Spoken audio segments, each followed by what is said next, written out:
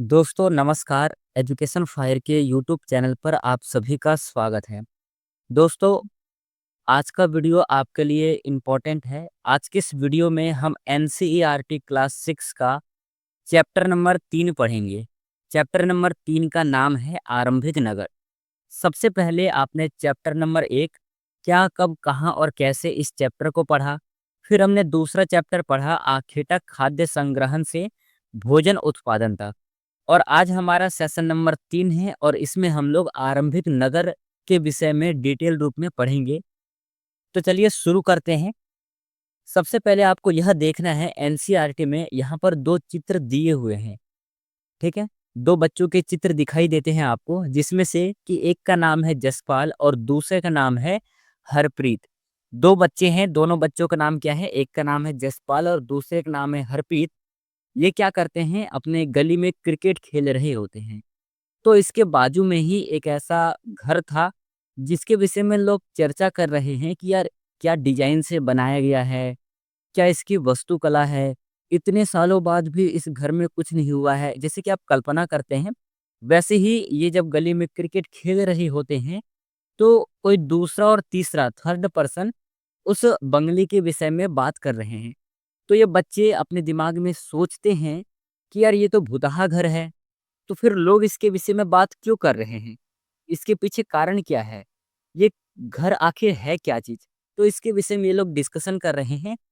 तब जाकर के अब आगे इसकी स्टोरी शुरू होती है कि ये किसके विषय में बात कर रहे होते हैं? ये बात कर रहे होते हैं हड़प्पा नगर के बारे में। अब ये हड़प्पा नगर की कहानी क्या रही है? क्या उसका इम्पैक्ट है? हड़प्पा नगर की ऐसी क्या विशेषता है जिसके विषय में लोग बातें करते हैं? टोटली बिल्कुल डिस्कशन करेंगे, बिल्कुल डिटेल रूप में पढ़ेंगे। आप बिल्कुल निश्चिंत होकर के बैठिए। पूरा चैप्टर को पढ़ाना मेरी ज़िम्मेदारी है, बस आपको ध्यान से सुनना है, आपको पूरा चैप्टर याद हो जाएगा। तो सबसे पहले आपका एक स्टोरी क्रिएट किया गया बच्चों को पढ़ाने के लिए कि बेटा कोई भुतहा घर है। सॉरी, ये बच्चे समझ रहे कोई भुतहा घर को ये लोग ऐसे क्यों बता रहे हैं कि सरकार से इसके विषय में संरक्षण के विषय में बात करना चाहिए। तो हमें पता लगा कि यह हड़प्पा नगर की कहानी है। चलिए अब हम शुरू करते हैं हड़प्पा नगर की कहानी। देखिए, लगभग 150 साल पहले जब पंजाब में पहली बार रेलवे लाइन बिछाई जा रही थी। कहाँ पर रेलवे लाइन बिछाई जा रही थी? पंजाब में पहली बार लगभग 150 साल पहले रेलवे लाइन बिछाई जा रही थी। तो इस काम में जुटे जो इंजीनियर थे, जो मैकेनिक थे, उनको अचानक हड़प्पा स्थल मिला, जो कि आधुनिक समय में हड़प्पा स्थल कहाँ पर है? ये पाकिस्तान में स्थित है। हड़प्पा वर्तमान समय में किस देश में स्थित है? पाकिस्तान में स्थित है। अब इसके पीछे का कहानी क्या है? कैसे हम इसकी खोज कर पाए? तो जब रेलवे लाइन बिछाई जा रही थी, तो रेलवे लाइन बिछाते समय बहुत सारे ईंटों की ज़रूरत पड़ती है हमें।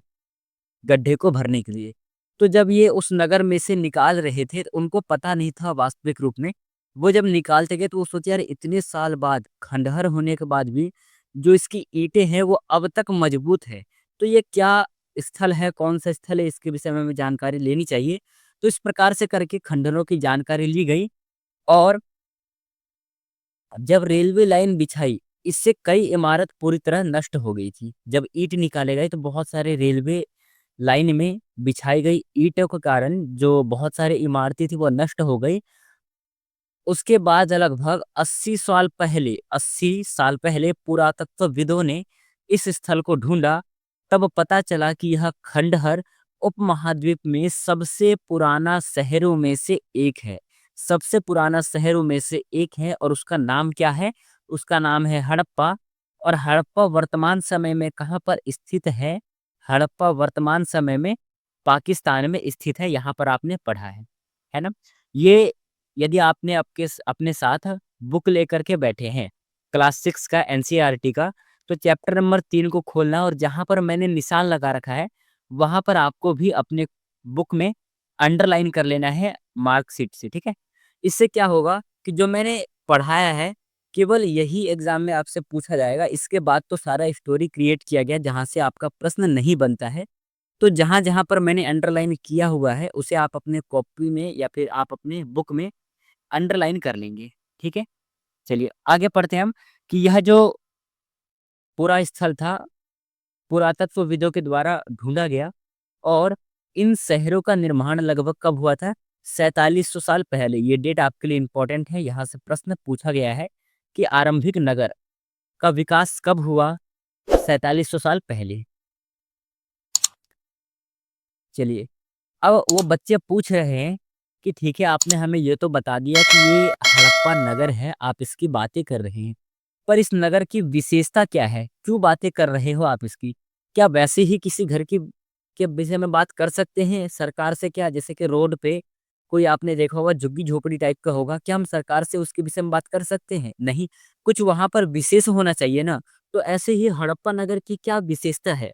तो यहाँ पर विशेषता बताया गया है कि ये जो नगर है, ठीक है, हड़प्पा नगर कई को 2 या फिर उससे ज़्यादा हिस्सों में विभाजित किया गया है। हड़प्पा नगर को 2 अथवा 3 या फिर उससे ज़्यादा भागों में विभाजित किया गया है। ठीक है, आगे क्या है? पश्चिमी भाग छोटा था, लेकिन ऊँचाई पर बना था। एक मैं सामान्य रूप से यहाँ पर मानचित्र ड्रॉ करता हूँ, समझाने के लिए आपको। जैसे ये मान के चलो, ये हमारा एक मानचित्र हो गया, जिसमें इधर वाला जो आपका पोर्शन होता है, ईस्ट का होता है, ये हो गया नॉर्थ, वेस्ट और नीचे हो गया आपका साउथ।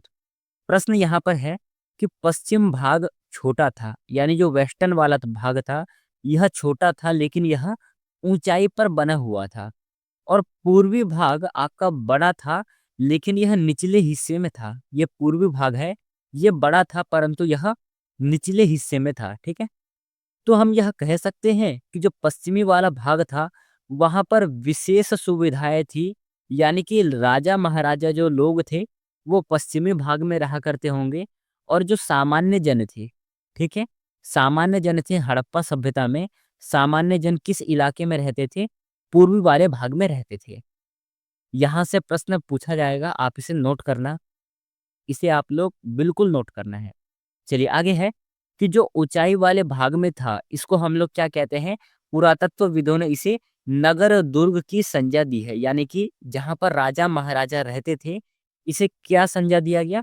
इसे नगर दुर्ग का संज्ञा दिया गया। जबकि जहां पर सामान्य लोग रहते थे, उसे हम लोगों ने क्या कहा? हम लोगों मतलब पुरातत्वविदों ने क्या कहा उसे? निचला नगर की संज्ञा दी। ठीक है, निचला नगर। यहाँ से ये पोर्शन आपको क्लियर रखना है, यहाँ से आपके एग्जाम में प्रश्न बनते हैं। फिर इसके बाद आपकी कहानी सुनाई गई है और इसके बाद एक फैक्ट और यहाँ से बनेगा। नगरों के दुर्ग में नगरों के नगर दुर्ग में कुछ खास इमारतें बनाई गई थी यहाँ पर। जैसे मिसाल के तौर पर मोहनजोदड़ो में खास तालाब बनाया गया था, जिसे पुरातत्वविदों ने महान स्नानागार कहा है। प्रश्न बनेगा कि महान स्नानागार के साक्ष्य आपको कहाँ से मिलते हैं? 4 आपको ऑप्शन दे देगा, मोहनजोदड़ो, हड़प्पा, चन्हूदड़ो या फिर तीनों या फिर इनमें से कोई नहीं। तो आपका करेक्ट आंसर क्या हो जाएगा? मोहनजोदड़ो से आपको विशाल स्नानागार के साक्ष्य मिले हैं। ये भी आपके लिए एक प्रश्न बनेगा, आप अपने कॉपी में नोट कर लेना। देखिए, इस तालाब को बनाने में जो स्नानागार है, बहुत सारे ईंटों का प्रयोग किया गया है और प्लास्टर का भी प्रयोग किया गया है। इसमें पानी का रिसाव को रोकने के लिए प्लास्टर के ऊपर चारकोल की परत चढ़ाई गई है। सबसे इम्पोर्टेंट फैक्टर, इस सरोवर में दोनों तरफ जो है उतरने के लिए सीढ़ियां बनाई गई थी और चारों ओर कमरे बनाए गए थे। जो तालाब है, कल्पना करके देखिए, यदि आपसे एग्जामिनर पूछ लेता है कि इस तालाब के चारों ओर कमरे थे, तो क्या आप विश्वास करोगे? आप सीधा वर्तमान समय में जाएंगे कि यार मेरे गांव में तो जो तालाब है उसके चारों तरफ कमरे तो है ही नहीं। तो आप यहाँ पर आंसर गलत कर सकते हो, जबकि ये फैक्ट सही है। जो आपका स्नानागार है, उसको दोनों तरफ उतरने के लिए, चढ़ने के लिए आपके पास सीढ़ियाँ हैं और इसके चारों तरफ कमरे बनाए गए हैं। ये वाला लाइन आपके लिए इम्पोर्टेंट है। ठीक है? इसमें पानी भरने के लिए कुएँ से निकाला जाता है, उपयोग के बाद इसे खाली कर दिया जाता है और आगे जो है इसी प्रकार का फैक्ट के रूप में कहानी सुनाया गया है। चलिए, एक फैक्ट आपको यहाँ पर बगल में दिख रहा होगा, यहाँ से आपका एग्ज़ामिनर प्रश्न करेगा कि ये नगर जो है, जो आपका हड़प्पा है, ये वर्तमान समय में पाकिस्तान के पंजाब और सिंध प्रांत, जैसे कि भारत के गुजरात, राजस्थान, हरियाणा और पंजाब प्रांतों में मिले हैं। हड़प्पा सभ्यता के जो हमें साक्ष्य है, कहाँ-कहाँ से मिलते हैं, उसका यहाँ पर प्रमाण दिया हुआ है कि ये हमें पाकिस्तान में भी मिलता है, पंजाब, सिंध प्रांत भारत में कहाँ से मिलता है? गुजरात में, राजस्थान में, हरियाणा में और पंजाब जैसे प्रांतों में भी हड़प्पा सभ्यता का आपको प्रमाण मिलता है। आप कहोगे ऐसे कैसे? तो गुजरात में आपने एक स्थल का नाम सुना होगा लोथल, ठीक है? लोथल वर्तमान समय में गुजरात में स्थित है और यहाँ से हमें बंदरगाह, ठीक है? इसके प्रमाण मिलते हैं। तो हम यह कह सकते हैं कि पाकिस्तान और भारत में दोनों ही जगहों पर आपको हड़प्पा सभ्यता के अवशेष मिलते हैं। क्या-क्या अवशेष मिला है? मिट्टी के लाल बर्तन, जिन पर काले रंग के चित्र बने होते थे, फिर पत्थर के बाट, मुहरे, मनके, तांबे के उपकरण और पत्थर के लंबे ब्लेड आदि, ये सभी के सभी हड़प्पा सभ्यता से आपको प्राप्त हुआ है। यहाँ तक क्लियर है, समझ में आया आप लोगों को? तो अब हम बढ़ेंगे आगे। नगरों की विशेषता हमने कंप्लीट कर ली, एक रह गया था। कालीबंगन और लोथल जैसे अन्य नगरों में अग्निकुंड के साक्ष्य मिले हैं। प्रश्न सीधा सा बनेगा कि आपको अग्निकुंड के साक्ष्य कहाँ से मिले हैं? एक मिला है कालीबंगन और लोथल, दोनों ही है। दोनों ऑप्शन में है तब आपका सही है, नहीं तो इन दोनों में से जो भी होगा सिचुएशन के हिसाब से आप सही करना है। हड़प्पा, मोहनजोदड़ो और लोथल के कुछ नगरों में बड़े-बड़े भंडार गृह मिले हैं। दूसरा प्रश्न बनेगा कि भंडार गृह के साक्ष्य कहाँ से मिले हैं? हड़प्पा, मोहनजोदड़ो और लोथल। ये दोनों स्थल हड़प्पा और मोहनजोदड़ो ये वर्तमान समय में कहाँ पर आएगा आपका किसके अंतर्गत? ये पाकिस्तान के अंतर्गत आएगा, जबकि लोथल इंडिया यानी कि गुजरात में पड़ेगा आपका, ठीक है? गुजरात के अंतर्गत आएगा। और इसी को लेकर के हमने अभी ऊपर बात किया था कि हड़प्पा सभ्यता के साक्ष्य हमें एक तो पाकिस्तान से मिलते हैं, दूसरा जो है आपको इंडिया में मिलता है। इंडिया में भी कहाँ-कहाँ से? गुजरात में से, राजस्थान में से और आपका पंजाब आदि में से। जैसे कालीबंगन है, कालीबंगन का साक्ष्य हमें कहाँ से मिलेगा? काले रंग की चूड़ियाँ का साक्ष्य मिलता है आपको राजस्थान से मिलता है ना? तो ये भी आपको याद रखना है कि वर्तमान स्थल हड़प्पा सभ्यता का किस स्टेट में या फिर कौन से देश में पड़ेगा, आपको ये भी याद रखना है। चलिए यहाँ पर एक चित्र देखना, जो हम महान स्नानागार की बात कर रहे थे, ठीक है? स्नानागार का, यहाँ पर देखना यहाँ पर दोनों तरफ 1 और 1, 2 दोनों तरफ सीढ़ियाँ बनाई गई है आने-जाने के लिए और इसके चारों तरफ छोटे-छोटे, छोटे-छोटे कमरे बनाए गए हैं, है ना? इसका साक्ष्य हमें कहाँ से मिलता है? हड़प्पा सभ्यता यानी कि मोहनजोदड़ो से हमें इसका प्रमाण मिलता है। यहाँ पर नोट करना, कहाँ से प्रमाण मिलता है? मोहनजोदड़ो से हमें हड़प्पा सभ्यता के विषय में यानी कि महान स्नानागार के विषय में हमें साक्ष्य मिलता है। अब यहाँ पर हम बात करेंगे भवन कैसी थी, नाले और सड़कों में क्या व्यवस्था थी हड़प्पा नगर की। तो इन नगरों के घर आमतौर 1 या 2 मंजिल के होते थे। घर के आंगन के चारों ओर कमरे बनाए जाते थे। अधिकांश घरों में अलग-अलग स्नानागार होता था और कुछ घरों में कुएं के अवशेष भी हमें प्राप्त होते हैं। कई नगरों में ढके हुए नाले थे, इन्हें सावधानी से सीधी लाइन में बनाया जाता था। सीधी लाइन में बनाया जाता था। हर नाली में हल्की ढलान होती थी ताकि पानी आसानी से बह सके। अक्सर घरों की नालियाँ को सड़कों की नालियों में जोड़ दिया जाता था। अब यहाँ पर फैक्ट समझना, ये नालियाँ हैं और ये सड़कें हैं और बिल्कुल सीधे तौर पर नालियों को डिज़ाइन किया जाता था ताकि जल का जो रिसाव है बिल्कुल हो सके। नहीं तो यदि टेढ़ा-मेढ़ा रहेगा, कल्पना करिए, यदि यहाँ पर प्लास्टिक आपका या फिर कुछ ऐसा चीज़ है, कचरा आदि जाम हो गया तो नाली जाम हो जाएगा, ठीक है?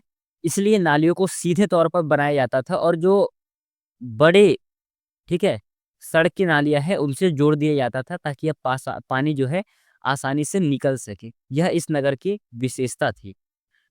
फिर बताया गया कि जो मोहनजोदड़ो यानी कि जो हड़प्पा सभ्यता के लोग थे, उनका नगरीय जीवन किस प्रकार से था, इसके विषय में भी यहाँ पर हम बात करेंगे। तो कुल मिलाकर के हड़प्पा के नगरों में बड़ी हलचल रहा करती होगी, ठीक है? आपस में लोग एक-दूसरे से बात करते होंगे, जो सामान्य बोल-चाल की व्यवहारें हैं, वो किया करते थे। इसके बाद में एक लाइन आपको यहाँ से नोट करना है कि जो हड़प्पा सभ्यता के नगर थे, नगर में लिपिक भी होते थे, ठीक है? लिपिक का काम क्या होता था? तो ये मुहरों पर तो लिखते ही थे। मुहर पे लिखने वालों को क्या कहते हैं हम लोग? लिपिक कहते हैं। प्रश्न बनेगा, आपको याद रखना है, यहाँ ध्यान देना थोड़ा-सा। फिर आगे है, इसके अलावा नगरों में शिल्पकार स्त्री-पुरुष भी रहते थे, जो अपने घरों या उद्योग स्थल पर तरह-तरह की चीज़ें भी बनाते होंगे। इम्पोर्टेंट लाइन है। यहाँ पर देखना कुछ इस प्रकार से डिज़ाइन किया गया है। ये आपका सड़क की नाली है जिसको बिल्कुल सीधे बनाया जाता है, सीधे तौर पर, और जो बड़ी नालियाँ होती हैं उनसे जोड़ दिया जाता है ताकि पानी आसानी से इस नगर से बाहर निकल सके। कुछ खिलौने के भी अवशेष मिले हैं, यहाँ पर दिया हुआ है। ये मिट्टी के खिलौने हैं, मिट्टी के खिलौने के अवशेष आपको हड़प्पा सभ्यता से मिला है। फिर यहाँ पर नगर और नए शिल्प के विषय में चर्चा की गई है जो कि आपके लिए इम्पोर्टेंट है। ध्यान से आपको पढ़ना है कि हड़प्पा सभ्यता के लोग पत्थर की मुहर बनाते थे। किसकी मुहर? पत्थर की मुहर बनाते थे। इम्पोर्टेंट लाइन है, VVI, very very important line है कि हड़प्पा सभ्यता के लोग पत्थर की मुहर बनाते थे। इन आयताकार मुहरों पर सामान्यतः जानवर के चित्र मिलते हैं। ठीक है, किसके चित्र मिलते हैं? जानवर के चित्र मिलते हैं। अगला और इम्पोर्टेंट है, हड़प्पा सभ्यता के लोग काले रंग से डिजाइन किए हुए खूबसूरत लाल मिट्टी के बर्तन भी बनाते थे। दो प्रश्न यहाँ से बनेगा। पहला, पत्थर की मुहर के अवशेष आपको कहाँ से मिले हैं? हड़प्पा सभ्यता से। दूसरा, लाल मिट्टी के बर्तन के अवशेष आपको कहाँ से मिले हैं? ये भी हड़प्पा सभ्यता से ही मिला है। दोनों ही प्रश्न आपके लिए इम्पोर्टेंट हैं। इसके बाद ये तो केवल कहानी के रूप में एक निर्देशन किया गया है कि आपको दाएं तरफ हड़प्पा सभ्यता दिख रहा होगा, बाएं तरफ जो है एक पत्थरदार फलक दिख रहे होंगे, आदि करके प्रश्न आपका यहाँ से बनेगा। फिर आगे है आपके लिए, लगभग 7,000 साल पहले सबसे पहले, ठीक है, 7,000 साल पहले सबसे पहले मेहरगढ़ में कपास की खेती होती थी। इंपॉर्टेंट फैक्ट है। अब यहाँ से 3 प्रश्न बनेंगे। सबसे पहले खेती किरथर सुलेमान पहाड़ियों में की गई थी, मेहरगढ़ में ही। कब? लगभग 8,000 वर्ष पहले। और किसकी खेती की गई थी? तो स्त्री और पुरुषों के द्वारा गेहूं और जौ की खेती की गई थी। फिर इसके बाद चावल की खेती कहाँ पर की गई थी? चावल की खेती आपके विंध्य के उत्तर में की गई थी। ठीक है, कहाँ पर? विंध्य के नॉर्थ में की गई थी। अब यहाँ पर प्रश्न नया और है कि कपास की खेती कब की गई थी? लगभग 7,000 साल पहले। कहाँ पर? मेहरगढ़, यानी कि वर्तमान समय में मेहरगढ़ आपका पाकिस्तान के अंतर्गत आएगा। तो पाकिस्तान में कपास की खेती मेहरगढ़ में की गई थी लगभग 7,000 वर्ष पहले। आगे है, मोहनजोदड़ो से कपड़े के टुकड़े के अवशेष, चांदी के एक फूलदान के ढक्कन तथा कुछ अन्य तांबे की वस्तुओं से चिपके हुए मिले हैं। पक्की मिट्टी फेयंस से बनी तकलियां सूत कताई का संकेत देती है। अब यहाँ से प्रश्न देखना, आपको मोहनजोदड़ो से और किस किस चीज के अवशेष प्राप्त हुए हैं? एक तो आपको कपड़े के टुकड़े मिले हैं, दूसरा आपको चांदी का एक फूलदान मिला है, और तीसरा जो है तांबे की कुछ वस्तुएं मिले हैं, तथा पक्की मिट्टी और फेयंस से बनी कुछ आपको तकलियां सूत कताई का संकेत भी मिला है। तो ये सभी के अवशेष कहाँ से मिले हैं? मोहनजोदड़ो से। सभी इंपॉर्टेंट है, आपको याद रखना है। अगला है, यहाँ पर ध्यान से देखना है आपको, कच्चे माल की खोज। ठीक है, कच्चे माल की खोज। कच्चा माल उन पदार्थों को कहते हैं जो या तो प्राकृतिक रूप में मिलते हैं या फिर किसान या पशुपालक उनका उत्पादन करते हैं। जैसे लकड़ी या फिर धातुओं के अयस्क प्राकृतिक रूप से उपलब्ध कच्चे माल हैं। मिसाल के तौर पर किसान द्वारा पैदा किए गए कपास को कच्चा माल कहते हैं। किसको? कपास को कच्चा माल कहते हैं। और कपास की खेती सर्वप्रथम कहाँ पर की गई थी? मेहरगढ़ में की गई थी। कब की गई थी? 7,000 वर्ष पहले। जिसके बाद में कताई बुनाई करके कपड़ा तैयार किया जाता है।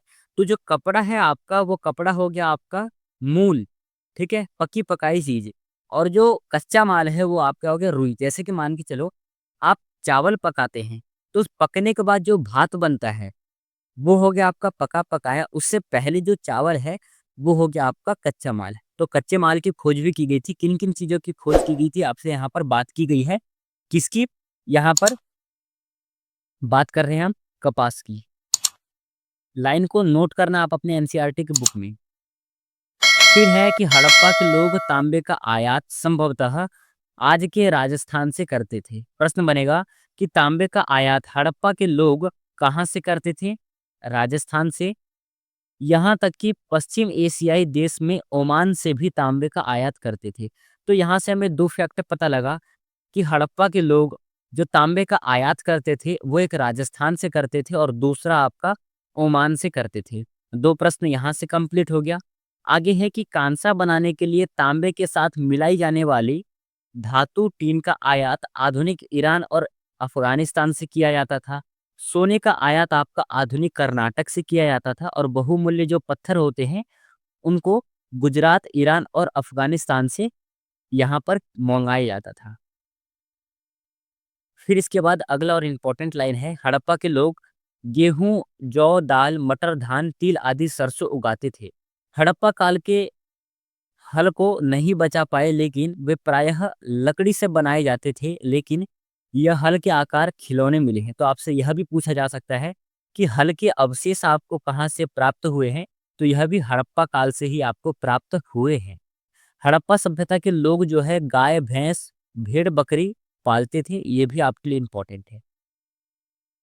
चलिए इसके बाद गुजरात में हड़प्पा कालीन नगर के कुछ सूक्ष्म निरीक्षण किए गए हैं, वो यहाँ पर दिए हुए हैं।